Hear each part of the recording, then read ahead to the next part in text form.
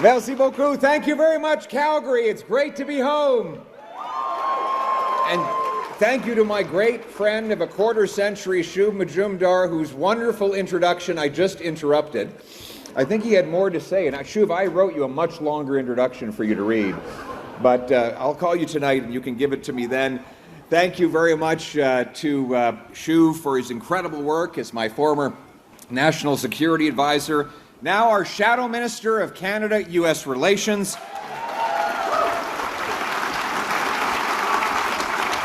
Who will fight for our tariff-free trade with our American friends, Member of Parliament for Calgary Heritage, and of course Member of Parliament for my mother, who is his boss, and he never forgets it. She's the Mayor of Shaughnessy. I want to thank so many of the special guests we have here today. Our wonderful Premier, Premier Smith, is in the room.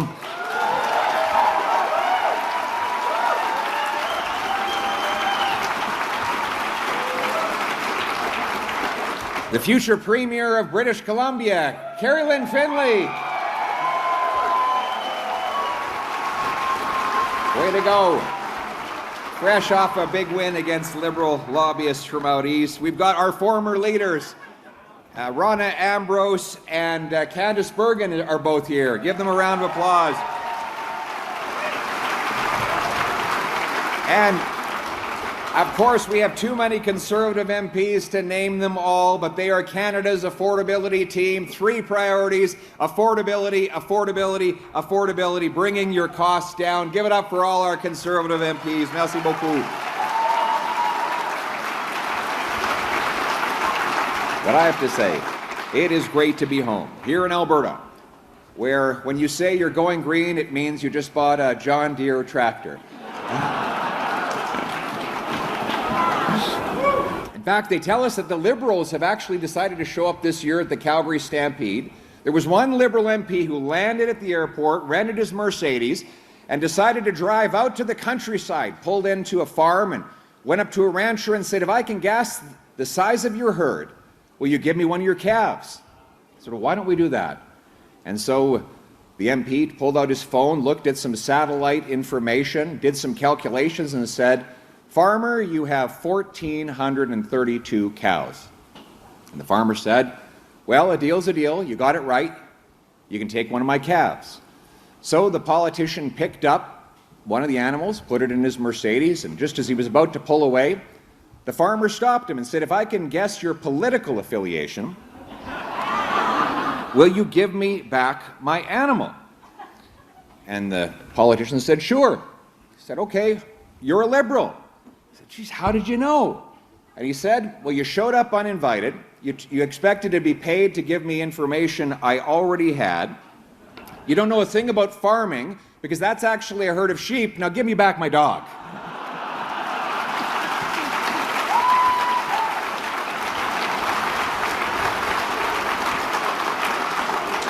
There's no better time to be in Calgary than for the greatest outdoor show on earth.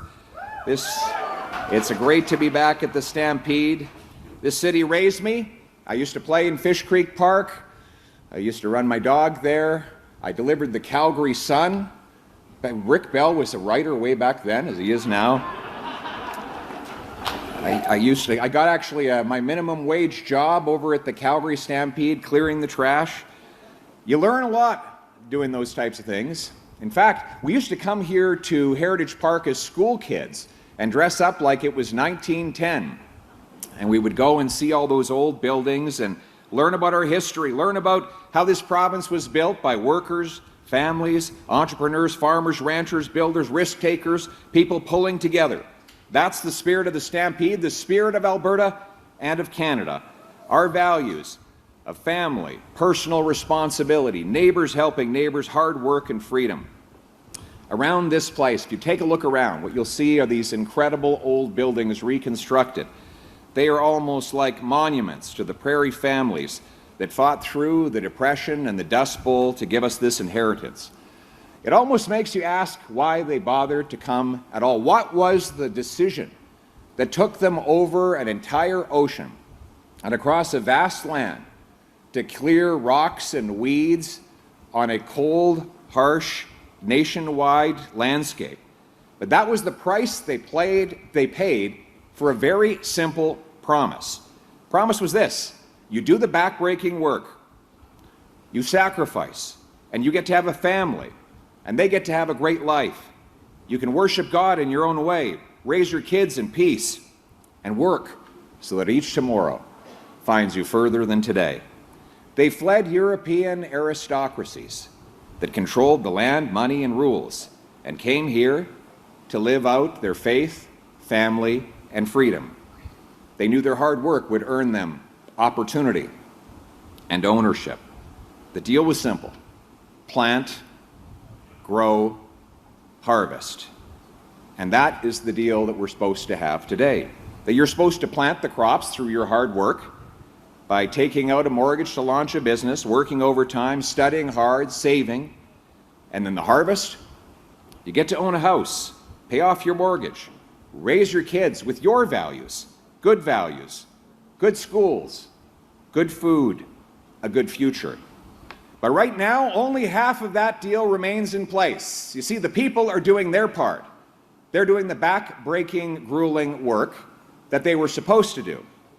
But when the harvest comes, there's a group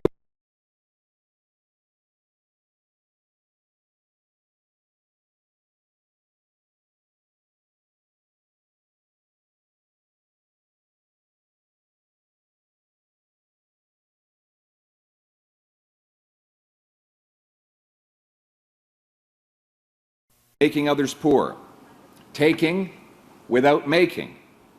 Ultimately, they get handouts, bailouts, and carve-outs, and you get debt, taxes, and inflation. After they price you out of groceries, gas, and housing, they give you a little back of what they took and expect you to be grateful. They take the credit, you get the cost. They block opportunity, tax hard work, inflate costs, ruin money, make people helpless, and then grant special exemptions and privileges to their insider group. As 2.2 million Canadians line up at food banks, a record-smashing number, Mark Carney bails out his condo donor developers in Vancouver and nibbles on $200,000 of in-flight catering on his private jet. More costs, more taxes, more debt. Mark Carney is just another Liberal. The Liberals and the media expect you to judge Mr. Carney, not on his results, but on his many promises and announcements. But it's time to judge the results themselves. It's time to ask, aside from all the illusions, all the words, all the change in style and image, what's really changed? He promised that he would be judged by the price of groceries. They're rising faster than any other country in the G7. He promised to spend less, right before doubling the deficit. Outside of COVID, we now have the biggest deficit in Canadian history and the highest spending as a share of GDP since 1996. He promised that we'd have less bureaucracy right before he added 13 new agencies. He promised more growth right before giving us the only recession in the G7. He promised to handle Trump and negotiate a win. But he's gone from elbows up to sucking up.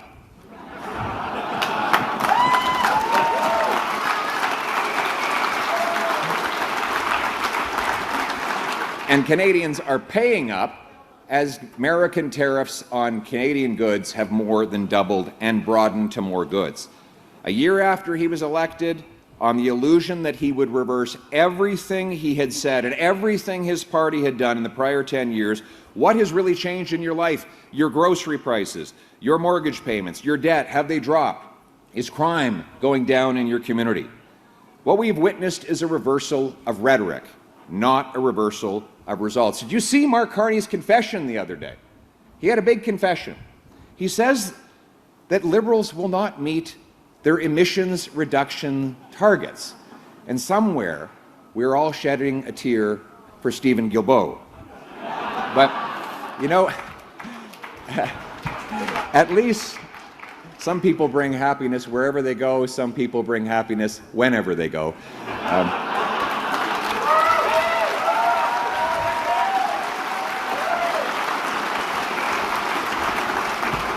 Mr. Carney was honest that he won't be able to reduce the emissions the way he planned, or the way he said he would. So let's be honest about some other things. He pretends that he inherited this anti-oil and gas agenda from someone else. But for a decade, he was the worldwide CEO of the anti-oil and gas agenda. He built his entire persona on net zero. In fact, he claimed that fossil fuel caused climate change was a, quote, existential crisis. In plain English, that means, he said, that if we kept using oil and gas, the world would come to an end. He was the UN's special climate envoy, publishing a report calling for us to keep 2/3 of our oil and gas in the ground. As Trudeau's economic advisor, he advised bigger and broader carbon taxes. He founded a banking alliance that was dedicated to starving our industry of financing. As Brookfield's CEO, his job was to use his political influence as a corporate power broker to get government handouts for heat pumps and so-called green energy that killed jobs and drove up the cost of living for the people. Now he's claimed he's changed his mind. Look, there's lots of flip-flops in politics, right? People changing their minds on various things. But imagine going in a matter of 4 years from claiming that oil and gas is going to end the world to claiming that you don't even have to meet your emissions targets at all. It raises the question of whether he believed any of it in the first place, or whether the agenda was something else. Of course it was something else. They spent $200 billion on this climate agenda over the last 10 years. And now we want our money back. $200 billion out the door, and whoops, well, it wasn't really a good policy after all. We know that the policy was never really about the climate. It was always about driving up costs for the working class to concentrate the benefits for the privileged few. And if he's really changed his mind, why is his government still blocking 500 projects? Why is it that he plans to raise the industrial carbon tax by 500%? Why hasn't he used the unprecedented powers in C5 to approve a single project? Why won't he get rid of C69? And why won't he get rid of the tanker ban? Why is he allowing American... Get rid of the tanker ban now!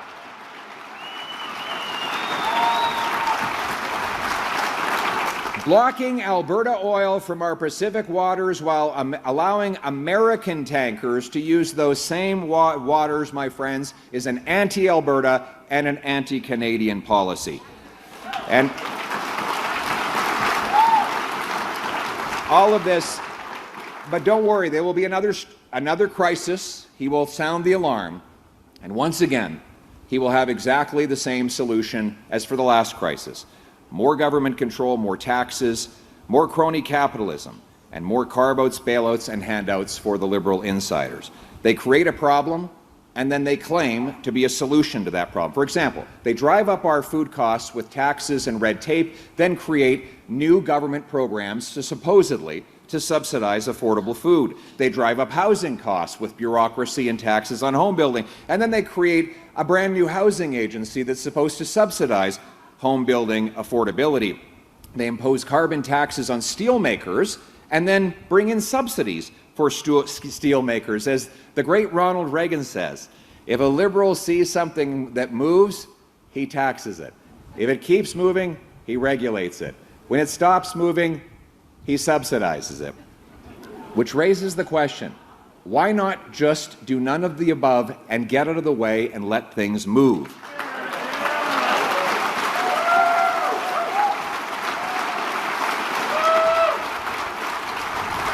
Why not let the builder build, the worker work, the investor invest, the farmer farm, the trucker truck, the manufacturer manufacture? The answer is, because then there would be no role for the Liberal politician.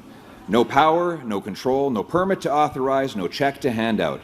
If you could just launch a business, produce resources, grow food, build homes, then the Prime Minister and his club of insiders would be irrelevant within their castle walls. And that brings us to why we are Conservatives.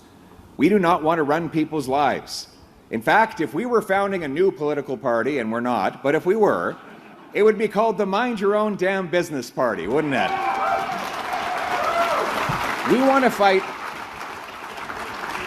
to give power back to the common people, for the many, not the few, to put money back in people's pockets, control in their hands, and hope in their lives, to get the government out of the way, off the backs and by the sides of those who work hard, pay their taxes, and play by the rules. We have three main priorities: affordability, affordability, and affordability.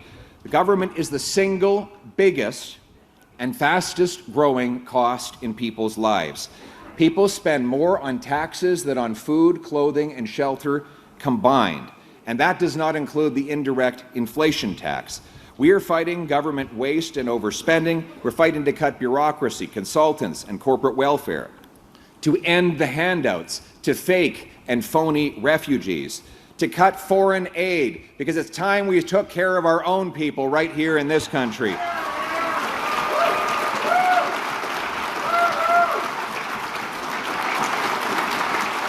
We're fighting to end the $90 billion Alto rail catastrophe, which seeks to send the money of Alberta taxpayers for a train that, if it ever gets built at all 15 years from now, 95% of Canadians will not even use, and a joint multi-partisan study showed will not take a single car off any highway, will just take people out of money-making airplanes and put them into money-losing trains. We'd rather put that money in your pocket.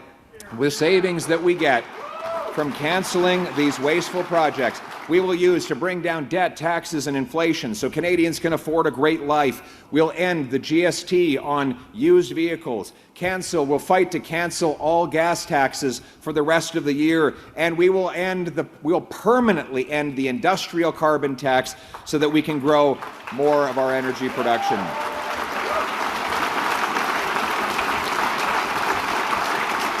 We want to cut taxes on food production, home building, energy, investment, and work to bring down costs and bring growth up. We will do this at the same time as we unblock our resources, not just because we want to generate the wealth. We want to boost the purchasing power of our dollar.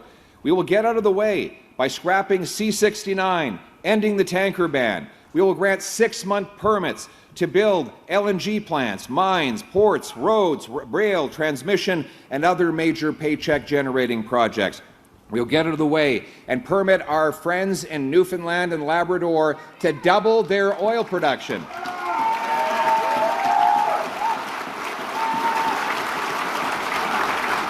And we'll build up a strategic reserve of the 10 NATO-defined strategic minerals that you need to fight a war. We know our American friends need these things. We, for example, have the only 2 cobalt refineries in all of North America. You can't make an F-35 without cobalt. The Americans need our resources, but we want something in return. We're going to build up these massive strategic reserves and say to our American friends, we'll make you a deal. You can have preferred access to buy those resources if ever you need them at market prices, but in order to make you that promise, we want something in return. We want tariff-free trade across North America.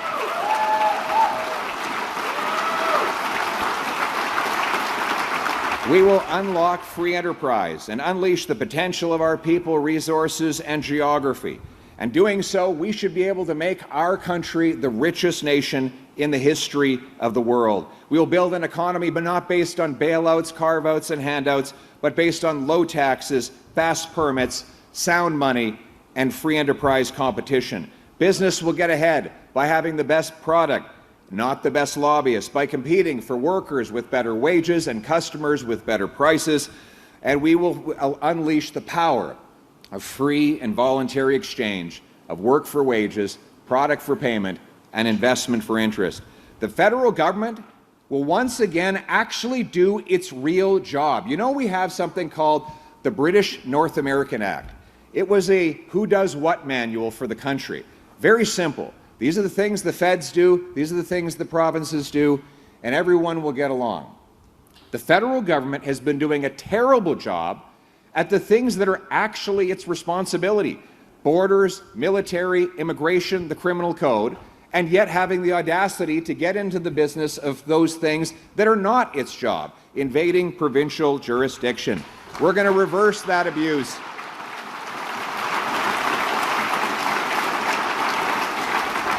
Our government will do a few things well rather than a lot of things poorly. We will reform the criminal code to scrap liberal bail. We will ensure that repeat violent offenders have jail without any possibility of parole, probation, house arrest, or early release. It will be jail, not bail.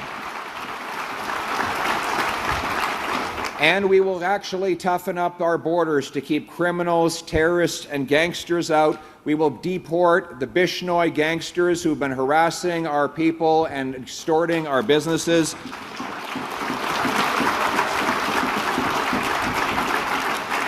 And we will stand on the side of law-abiding people by reversing the liberal gun grab once and for all.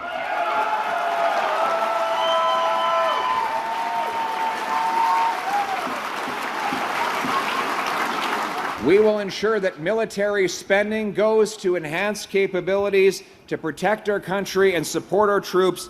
It will enhance war fighting. It will not fund bureaucracy or defense lobbyists. And we will reinstill a warrior culture, not a woke culture.